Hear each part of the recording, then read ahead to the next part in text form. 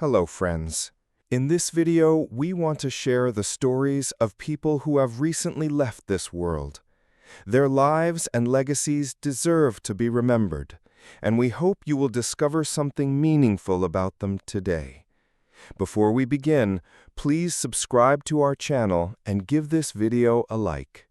Now, let's get started. Died on September 17, 2025. Robert Redford, 89, was the rare artist whose name came to stand for both movie stardom and the independence to make films on one's own terms. To millions, he was the effortlessly magnetic star of Butch Cassidy and the Sundance Kid, The Sting, All the President's Men, The Natural, and Out of Africa. To generations of storytellers, he was the founder and guardian of Sundance, the ecosystem that gave American independent cinema a home. He died at his home in Sundance, Utah, leaving a legacy that braided craft, curiosity, and civic conscience. Born August 18, 1936, in Santa Monica, California, Redford trained as an actor in New York after a peripatetic youth and early college years in Colorado. He first broke through on stage in Barefoot in the Park, then leapt to the screen, where his alert intelligence and wary charm defined a new kind of American leading man, romantic but skeptical, principled but complicated. In time, he refused to let stardom be a cage. Jeremiah Johnson, 3 Days of the Condor, and All Is Lost showed an artist after truth, not just glamour. As a director, he won the Academy Award for Ordinary People, and later received an honorary Oscar and the Presidential Medal of Freedom, acknowledgments of a career that kept expanding instead of calcifying. If Redford remade the idea of a movie star, Sundance remade the pipeline that feeds the art form. Beginning in the early 1980s, he nurtured an alternative to the studio system, labs that paired novices with masters, and a festival that gave the world a first look at audacious voices. From early seismic moments like Sex, Lies, and Videotape, to the emergence of filmmakers such as Ryan Coogler, Chloe Zhao, and Ava DuVernay, Sundance proved that small, singular stories could change the larger conversation. That was Redford's wager, and he won it by building institutions that would outlast him. Redford's public life also carried a consistent moral thread: environmental advocacy, support for indigenous storytellers, and a belief that culture is part of civic health. The through line is easy to spot in retrospect. Whether he was playing the skeptic journalist, directing a family tragedy, or backing a first-time filmmaker, he was arguing for attention, real attention, to the world as it is and to people as they are. That is why his passing feels like more than the loss of a beloved actor. It is the loss of a steward. He leaves behind his wife, Sybil Sagsford Redford, 2 daughters and grandchildren, and an industry fuller, braver, and more permeable because he insisted it could be. Died on September 17, 2025. The Honorable Donald H. Oliver, 86, was a pioneering Canadian senator, lawyer, and community builder whose life's work enlarged both the country's institutions and its imagination. Appointed in 1990 and serving until his mandatory retirement in 2013, he was the first Black man to sit in the Senate of Canada, and he used that platform with a steady, principled focus, advancing equity, modernizing parliamentary standards, and insisting that public life reflect the reality of a diverse nation. In later years, he faced cardiac amyloidosis with the same composed resolve that marked his career, outliving early prognoses and remaining engaged with public causes to the end. Born on November 16, 1938, in Wolfville, Nova Scotia, Oliver came from a family woven into the long story of Black Nova Scotia. He studied history at Acadia University and law at Dalhousie, began practice in Halifax, and taught law while building a reputation as a meticulous advocate and calm strategist.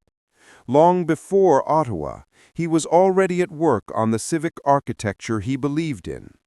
He helped found organizations that preserved and celebrated Black culture in the province, and mentored younger lawyers and organizers who would follow him into the courts and the community. The Black Cultural Center for Nova Scotia in Cherry Brook, conceived as a home for memory, pride, and public education, stood as a particularly visible expression of that commitment. In 1990, Prime Minister Mulroney appointed Oliver to the Red Chamber, where he quickly proved to be less a symbol than a working legislator. He served on key committees, including banking, trade and commerce, transport and communications, and agriculture and forestry, becoming known for a lawyer's attention to detail and a negotiator's feel for when a file was ready to move. He co-chaired the Special Joint Committee on a Code of Conduct for Parliamentarians, promoted higher standards for ethics and transparency, and sponsored private members' bills ranging from criminal law updates to early efforts to tackle email spam, small bore in appearance but quietly foundational in a changing economy. In 2010, he was elected Speaker pro tempore, Deputy Speaker, a mark of confidence from colleagues across the aisle in his fairness and command of procedure.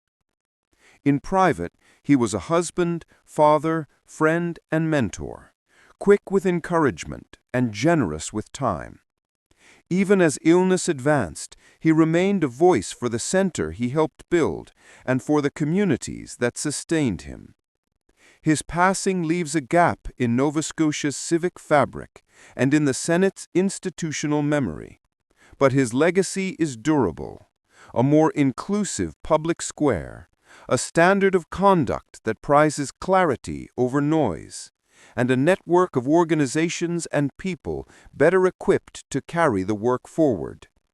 Donald Oliver showed what quiet authority can achieve, how patient, careful labor, done over decades, can bend the everyday machinery of a country toward fairness.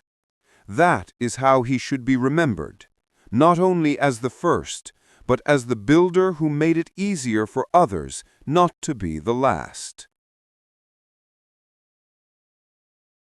Died on September 13, 2025. Wade McLeod, 38, was a skilled left wing whose career stretched from standout college seasons to the AHL, ECHL, and European leagues, and whose public, years-long fight with brain cancer made him a figure of quiet courage across hockey. An undrafted pro out of Northeastern University, he broke in with the AHL's Springfield Falcons and later the Toronto Marlies before becoming a prolific scorer in the ECHL. Across 104 ECHL games, he produced 108 points, 57 Gs, 51 As, the kind of efficiency that kept earning him contracts and ice time. He also skated overseas in Germany, Rosenheim, Leuven Frankfurt, the UK, Manchester Storm, and Norway, Narvik, with a short loan to Lillehammer. He is survived by his wife, Carly, and their 2 daughters. Born January 20, 1987 in Coquitlam, British Columbia, McLeod grew into a reliable, creative winger at Northeastern, posting 137 points in 149 games and earning all Hockey East second-team honors as a senior. That production fueled his jump to the pros in 2011. Coaches valued the same traits he showed in college: shot selection, timing on entries, and a willingness to work the hard areas, while teammates remembered a generosity that traveled well from bus leagues to bigger barns. His playing years were repeatedly interrupted by illness. A tumor discovered after an in-game incident in 2013 set off a cycle of surgeries and returns. He fought back onto the ice multiple times, most recently confronting a recurrence that required further treatment in 2025. Through it all, he remained a visible, positive presence, eager to play when cleared, candid about setbacks, and determined to be present for his family. Tributes from former clubs and leagues after his death reflected that resilience as much as his goals and assists. McLeod's legacy isn't confined to a stat line. It lives in the rinks where young players heard his story and kept going, in the dressing rooms where his steadiness set the tone, and in the communities that rallied around him and his family. For those who watched him, whether in Springfield, Toronto, Orlando, Frankfurt, Manchester, or Narvik, Wade McLeod will be remembered as a scorer with touch, a teammate with heart, and a man whose courage outlasted the final horn.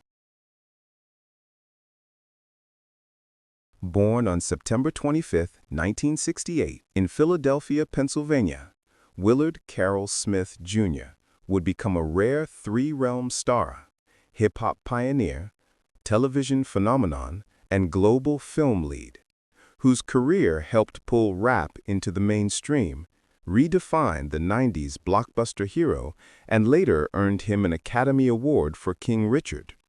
To most audiences, he's the bright, kinetic presence behind the Fresh Prince of Bel-Air, the swagger and heart of Bad Boys, Independence Day, and Men in Black, and the dramatic anchor of Ali, The Pursuit of Happiness, and King Richard.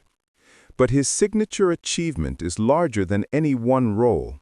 He bridged styles and generations, carrying the playfulness of early hip-hop into family living rooms and then onto the biggest movie screens in the world. He grew up in the middle-class Winfield neighborhood, the second of 4 children of Willard Carroll Smith, Sr., a strict and resourceful refrigeration engineer and Air Force veteran, and Carolyn Bright, a school administrator who prized education and poise. Their household mixed discipline with encouragement, chores done right, homework finished, church on Sundays, and music always close by. Friends from the block remember a kid who could talk to anyone, crack a joke without malice, and switch from clowning to concentration in a heartbeat, traits that would later feel like his screen persona in embryo. At Overbrook High School, Smith was a good student with an ear for rhythm and a knack for performance. Lunchtimes turned into cipher circles. School events became test stages. He started writing rhymes young, leaning toward humor and clean wordplay rather than hard-edged bravado, and he developed an almost conversational flow that made crowds lean in. The turning point came at a neighborhood party when he met local DJ Jeffrey Towns.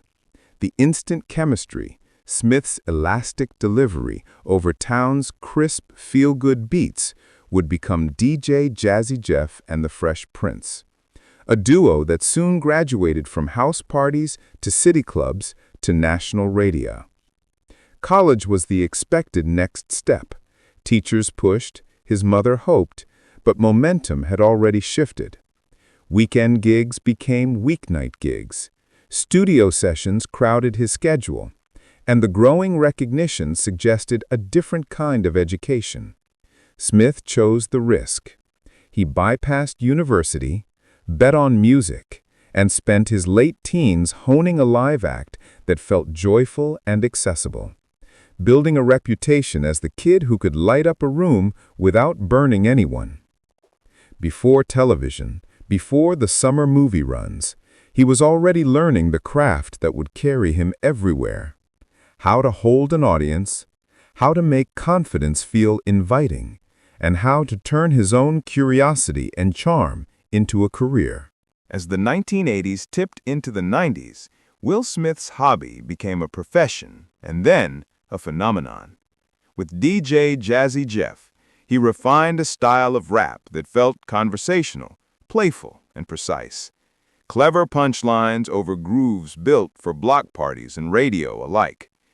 The duo's breakthrough arrived with the double album, He's the DJ, I'm the Rapper, and the irresistibly bright Parents Just Don't Understand, a hit that won the first Grammy ever awarded in the rap category.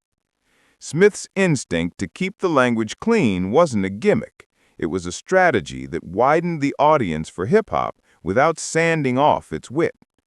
A few years later, Summertime added a second Grammy and confirmed that their sound, Jeff's musical sophistication, Will's elastic flow, could define a season. Success brought headwinds. A string of big checks collided with inexperience, and tax trouble followed, leaving Smith cash-strapped at the exact moment his name was everywhere. The crisis turned into a pivot. Through music industry friends, he met producer Quincy Jones, who was developing a sitcom built around a charismatic, street-smart kid from Philly. The audition is now lore, a living room read at a party, Jones pushing him to seize the moment, Smith saying yes before doubt could creep in. The Fresh Prince of Bel-Air premiered in 1990 and did more than rescue his finances. It gave him a laboratory to learn camera craft 5 days a week. On that set, he built muscles you can't learn in a booth, hitting marks, modulating to the lens, stretching a joke with a look, then dropping into sincerity without warning. The show's lightness made the heavy moments land harder, especially the episode with his absent father, a scene that revealed dramatic reserves beneath the grin. Off-screen, he studied, watching dailies, asking directors questions, timing his pauses like punchlines. He became not just the star of a hit show, but a student of how stories work on television.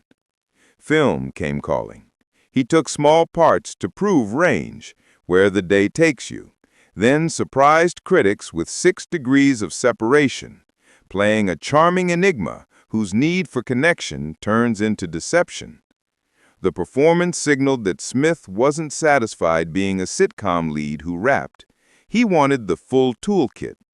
In 1995, Bad Boys moved him into action, sleek, funny, and kinetic alongside Martin Lawrence. The chemistry felt effortless, but it was built on years of improvisation and an athlete's sense of pace. When to drive a scene, when to hand it off, when to let silence do the flexing. By the mid-90s, he had quietly assembled the pieces, chart hits, a beloved sitcom, a credible dramatic turn, and a breakout action lead, without losing the conversational warmth that made him approachable. The next step was obvious and enormous. Carry a summer blockbuster on his shoulders. That leap, and what followed, would define the third act of his rise. By the mid-1990s, the leap arrived. In 1996, Independence Day crowned Will Smith the new face of the summer blockbuster, a wisecracking, grounded hero who made apocalyptic spectacle feel personal. He doubled down a year later with Men in Black, threading deadpan timing through sci-fi absurdity and, crucially, carrying a hit single on the soundtrack. That two-handed run, movie star on the poster, rapper on the charts, reset what mainstream stardom could look like. Over the next decade, he built a remarkably consistent box office profile. Action, Bad Boys 2, I, Robot, I Am Legend, high-concept comedy, Hitch, and family adventure, all anchored by a persona that blended swagger with warmth.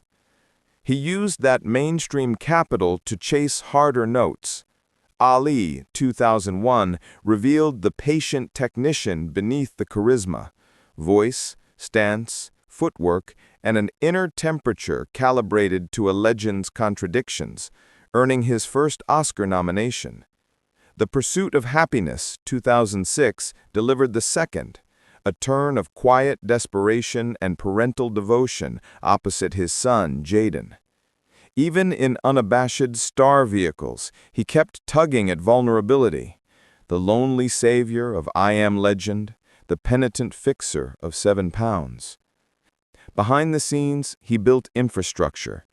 Overbrook Entertainment to develop films and series, a long-running partnership with filmmakers and crews who understood his instinct for crowd pleasers with a pulse. He weathered misfires and detours, stepped back to focus on family and producing, and then returned to familiar terrain with revivals that felt newly relaxed. Bad Boys for Life, and later, another chapter that showed the chemistry still clicked. The Oscar night that should have been purely celebratory was marred by a public confrontation that dominated headlines and led to consequences he has had to own. The years since have been a reset, apologies, quieter stretches, and a measured return to work that leans on ensemble trust and audience goodwill. Through it all, the broader arc remains visible. From a Philadelphia kid who made clean, witty rap feel universal, to a sitcom lead learning camera craft, to a film star who could open July weekends for a decade, Smith stitched together careers most performers would count as separate lives. That, finally, is the legacy. A cross-genre, cross-medium run that helped pull hip-hop into the mainstream without condescension, redefined the modern blockbuster around charm rather than cynicism, and proved that a megastar could still chase character and craft. The roles will keep accruing, but the template is already there. An artist fluent in pop spectacle and human scale, whose best work makes scale feel personal and personality feel generous.